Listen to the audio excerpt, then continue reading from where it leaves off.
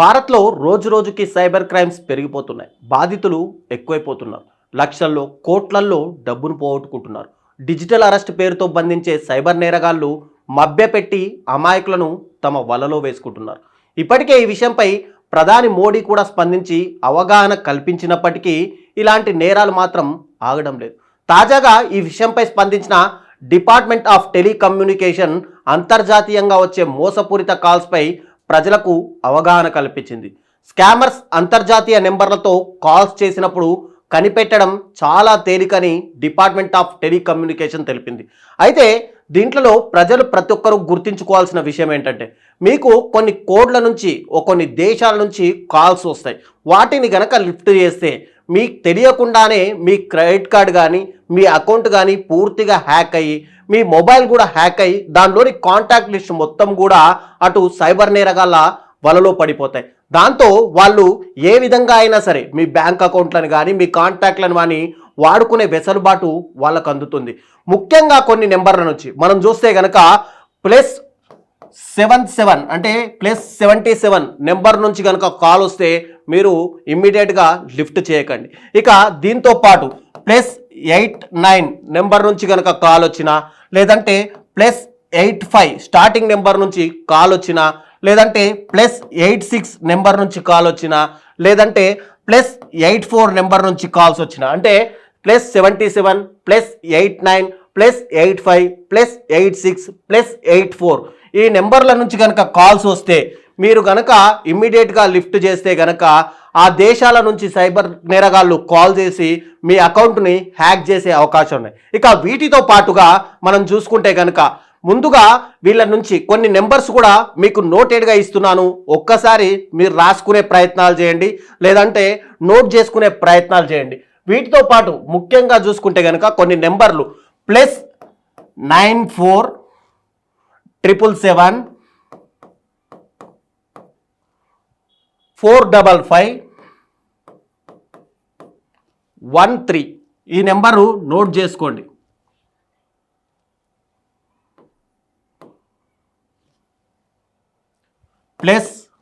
మళ్ళీ ఒకసారి చెప్తున్నా, రాసుకోండి. +94 777 45 59 13 ఈ నెంబర్ నుంచి కనుక కాల్ వస్తే మీరు కనుక ఒకవేళ లిఫ్ట్ చేస్తే మీ నెంబర్ పూర్తిగా హ్యాక్ అయ్యే అవకాశం ఉన్నాయి. వీటితో పాటు +3712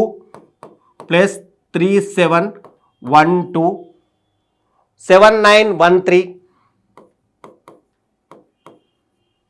091 ఈ నెంబర్ నుంచి కూడా కాల్ వస్తే మీరు ఎట్టి పరిస్థితుల్లోనూ అటెండ్ చేయకండి. ఇక దీంతో పాటు +37 17 85 6502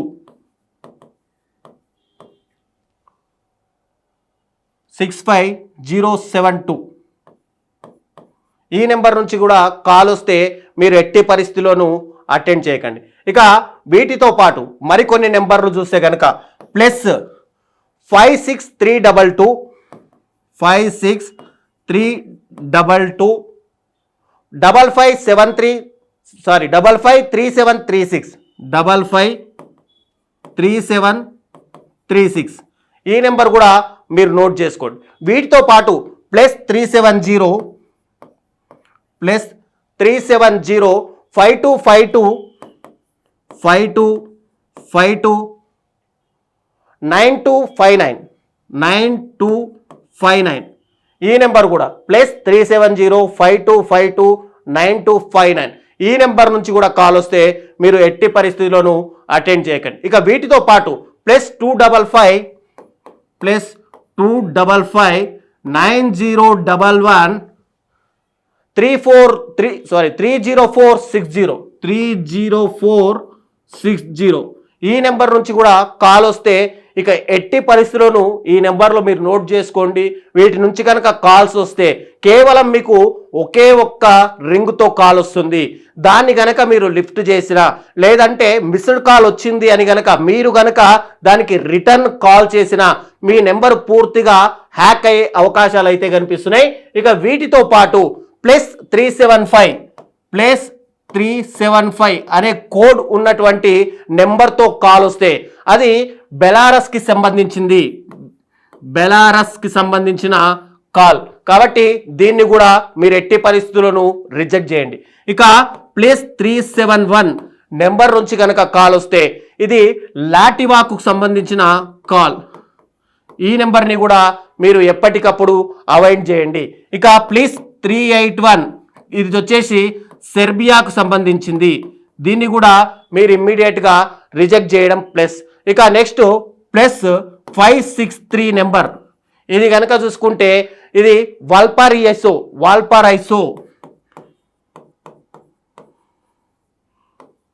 ఇది వాల్పారైసోకి సంబంధించిన నెంబర్. ఇక +370 విల్నియస్, తర్వాత +255 ఇది టాంజానియాకు సంబంధించిన నెంబర్. వీటితో పాటు ఈ నెంబర్స్ నుంచి గనక ఒక్కసారి మాత్రమే మీకు రింగ్ చేస్తారు. తర్వాత మీరు లిఫ్ట్ చేస్తే మీ ఫోన్ని హ్యాంగ్ చేస్తారు. ఒకవేళ గనక మీరు ఆ సమయంలో లిఫ్ట్ చేయకుండా ఎవరో ఎమర్జెన్సీ అనుకొని గనక మీరు తిరిగి కాల్ చేస్తే వారు గనక మీ కాంటాక్ట్ లిస్ట్ని 3 సెకండ్లలోనే టోటల్గా దాన్ని మొత్తం కాపీ చేసి మీ ఫోన్లో ఉన్నటువంటి బ్యాంక్ అకౌంట్ కానీ క్రెడిట్ కార్డ్ వివరాలను కానీ టోటల్గా వాళ్ళు కాపీ చేసుకుంటారు.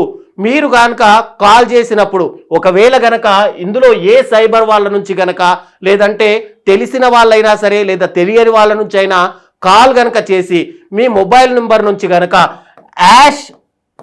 #90 అనే నెంబర్ కానీ లేదంటే #09 నెంబర్ని ప్రెస్ చేయమని గనక మిమ్మల్ని ఎవరైనా అడిగినా లేదంటే బలవంత పెట్టినా మీరు పొరపాటున కూడా మీ మొబైల్ కాల్లో ఉన్నప్పుడు ఈ నెంబర్లని ఎట్టి పరిస్థితుల్లో టైప్ చేయకండి.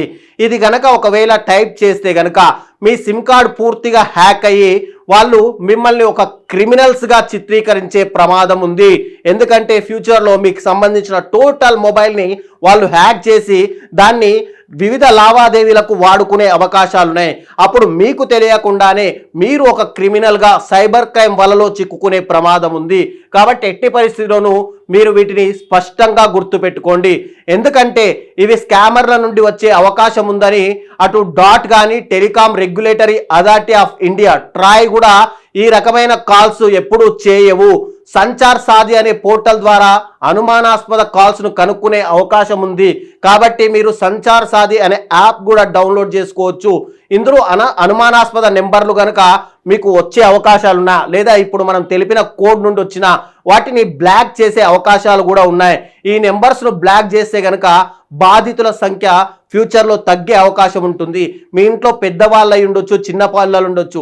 ఇమ్మీడియట్గా కాల్ వస్తే లిఫ్ట్ చేయకుండా ఇమ్మీడియట్గా ఈ నెంబర్లని మీ యొక్క దాంట్లో యాప్లో ఇమ్మీడియట్గా ఎంటర్ చేసి వీటన్నిటిని బ్లాక్ చేస్తే కనుక ఈ నెంబర్స్ నుంచి కాల్ వస్తే ఇమ్మీడియట్గా రిజెక్ట్ అయ్యే అవకాశాలు ఉన్నాయి. ఇక దేశవ్యాప్తంగా మనం చూసుకుంటే ఈ మధ్య కాలంలో ఎక్కడికక్కడ డిజిటల్ అరెస్ట్ కేసులు కూడా పెరిగిపోతున్నాయి. తాజాగా మనం ఒక విషయం మాట్లాడుకుంటే ముంబైకి చెందిన ఒక రిటైర్డ్ ఇంజనీర్ డిజిటల్ అరెస్ట్ కేసులో మోసపోయి కోట్లు పోగొట్టుకున్న విషయం కూడా మనందరికీ తెలుసు. ఇక మరో యువ ఇంజనీర్ సైతం డిజిటల్ అరెస్ట్లో ఇలాగే మోసపోయాడు. మీ ఇంటికి పార్సల్ వచ్చిందని ముంబై పోర్టు నుంచి కాల్ చేస్తున్నామని చెప్తూ మాదక ద్రవ్యాలు సప్లై చేస్తున్నామని అతన్ని బెదిరించారు. ఆ వ్యక్తిని నమ్మించిన సైబర్ నేరగాళ్లు అతనితోటి లక్షల రూపాయలు కొల్లగొట్టారు. ఇక తాజాగా ఒక యువ రైతుకు సైతం సైబర్ నేరగాళ్లు ఫోన్ చేసి ట్రైన్ నుంచి మాట్లాడుతున్నానని పోలీసు అధికారులమంటూ అతన్ని నమ్మించారు. ఈ ఫోన్ నెంబర్పై ఫిర్యాదులు ఉన్నాయని పోలీసుల నుంచి ఒక ప్రత్యేక సర్టిఫికేట్ పొందితే ఈ కేసులన్నీ కూడా మూసేస్తామని కూడా హెచ్చరించారు. దీంతో ఆందోళన చెందిన ఆ యువతి దీన్ని అంతటి కూడా నిజమని నమ్మి సైబర్ నేరగాళ్లకు తన బ్యాంక్ అకౌంట్ వివరాలను మొత్తం కూడా ఇచ్చేసింది. దీంట్లో బ్యాంకు ఖాతాలో ఉన్నటువంటి 7,29,000 రూపాయలు టోటల్గా సైబర్ క్రైమ్ నేరగాళ్ళు కొట్టేశారు. ఇక ఆ తర్వాత ఆన్లైన్లో ఈ విషయంపై ఎంత సెర్చ్ చేసినా ఆ అమ్మాయి మోసపోయానని గుర్తించి తర్వాత డిజిటల్ అరెస్ట్ల పైన పోలీసులకు కూడా ఫిర్యాదు చేసింది. ఇక ఎక్కడికక్కడ ఈ కేసులు ఇలాంటి కేసులు బయటపడుతూనే ఉన్న నేపథ్యంలో హోం వ్యవహారాల మంత్రిత్వ శాఖ కూడా స్కామర్లు ఈ సంవత్సరం మొదటి 10 నెలల్లోనే ప్రజల నుంచి అంటే టోటల్గా ఇండియా వ్యాప్తంగా 2140 కోట్ల రూపాయలని మోసగించారని, ఇట్లా చూసుకుంటే ప్రతి నెల సగటున 214 కోట్ల పైగా భారతీయ పౌరులు నష్టపోతున్నారని, ఈ మోసగాళ్ళు తరచుగా మెయిన్గా చూసుకుంటే మేము ఎన్ఫోర్స్మెంట్ డైరెక్టరేట్లమని, central bureau of investigation department అని, పోలీసులని, రిజర్వ్ బ్యాంక్ ఆఫ్ ఇండియా అని, లేదంటే కోర్టు నుంచి మాట్లాడుతున్నామని, ప్రధాన భారతీయ ఏజెన్సీలకు చెందిన అధికారులమని, ఇలా ప్రజలను మోసగించి డబ్బులు వసూలు చేస్తున్నారని చెప్పి కూడా భారత మంత్రిత్వ శాఖ అయితే తెలిపింది. కాబట్టి బీ కేర్ఫుల్, ప్రతి ఒక్కరు కూడా అప్రమత్తంగా ఉండి ఇప్పుడు మనం చెప్పిన నెంబర్లతో పాటు అసలు భారతదేశ వ్యాప్తంగా డిజిటల్ అరెస్ట్ అనేది లేదు కాబట్టి ఖచ్చితంగా మీకు కాల్ వచ్చి ఎవరైనా డిజిటల్ అరెస్ట్ చేశామని చెప్తే దాన్ని నమ్మాల్సిన అవసరం లేదు. ఇమ్మీడియట్గా మీ దగ్గరలోని సైబర్ క్రైమ్ పోలీస్ స్టేషన్లో కానీ దగ్గరలోని ఏదైనా పోలీస్ స్టేషన్లో కానీ ఇమ్మీడియట్గా డీటెయిల్స్ తెలిపి వాళ్ళ అరెస్టుకు మీరు ముఖ్యంగా భారతదేశ పౌరుడిగా ముందుకెళ్లాల్సిన అవసరం అయితే ఉంటుంది. కాబట్టి ఖచ్చితంగా ఈ డిజిటల్ అరెస్ట్ కానీ ఇలా మోసపూరిత కాల్స్ని కానీ అప్రమత్తంగా ఉండండి.